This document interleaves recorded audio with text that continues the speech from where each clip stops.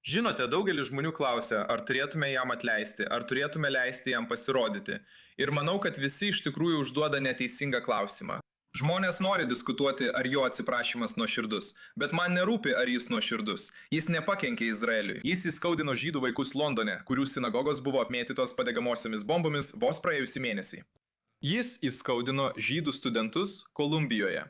O Izraelis ir izraeliečiai neturi teisės atleisti jam jų vardu. Taigi žinote, vėl ir vėl grįžtame prie šios temos, bet kodėl? Kodėl jis taip apsėstas? Juk jis turi daug pinigų, jis talentingas, tai kodėl? Kaip tai paaiškinti? Jis kaltina dėl to smegenų traumos ir bipolinio sutrikimo. Bet ar tai tikrai yra atsakomybės prisiėmimas? Taip, girdėjau tokį argumentą, kad jis turi psichikos sutrikimų. Ir manau, kad psichikos ligos yra rimta problema, kurią turime vertinti rimtai.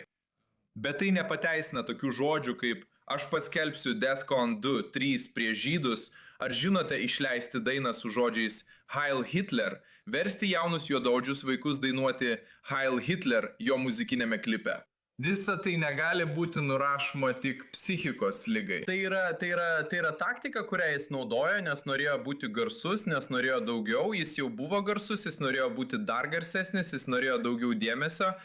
Ir tai yra kažkas, ką šiandien matome vykstant su daugeliu įžymybių. Turiu omeny, jie tai daro su Izraeliu dažniau, bet jis nuėjo iki galo ir išdavė tiek juodaodžių bendruomenę, tiek žydų bendruomenę. Tai nėra kažkas, ką galėtume atleisti. Ir žinote, girdžiu žmonės sakant, na žinote, mes turime atleisti, turime rasti atgailą. Bet judaizmas šiuo klausimu nėra švelnus. Maimonidas buvo labai aiškus. Atgaila reikalauja gražinti tai, ką paėmei, prieš prašydamas būti priimtas atgal. O Kanye dar nepašalino dainos. Jis neatsilygino menininkui, kurį įskaudino. Jis net neišėmė iš prekybos prekių su svastika. Jis praleidžia visus žingsnius ir iškart eina į stadioną. Todėl nemanau, kad turėtume tai leisti.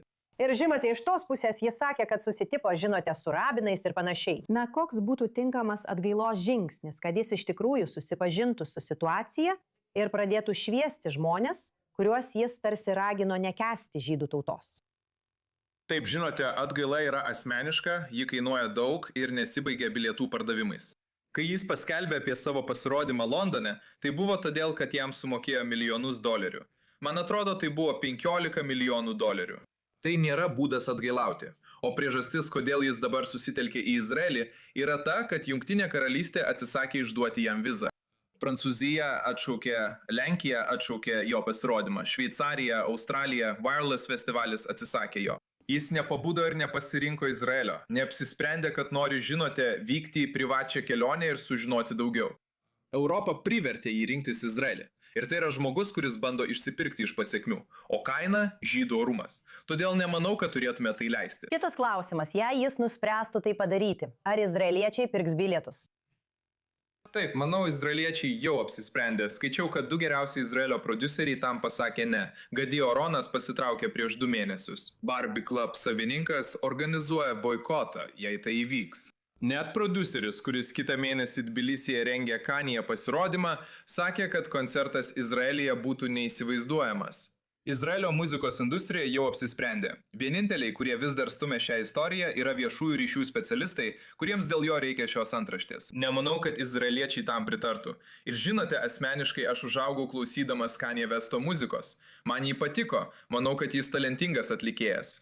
Tačiau to, ką jis padarė žydų bendruomeniai, negalima nuplauti vien apsilankimu Jad Vašeme. Gerai, labai ačiū. Kaip visada, čia Mazigai labai vertinu, mano drauge. Ačiū, kad pakvietėt, vertinu tai.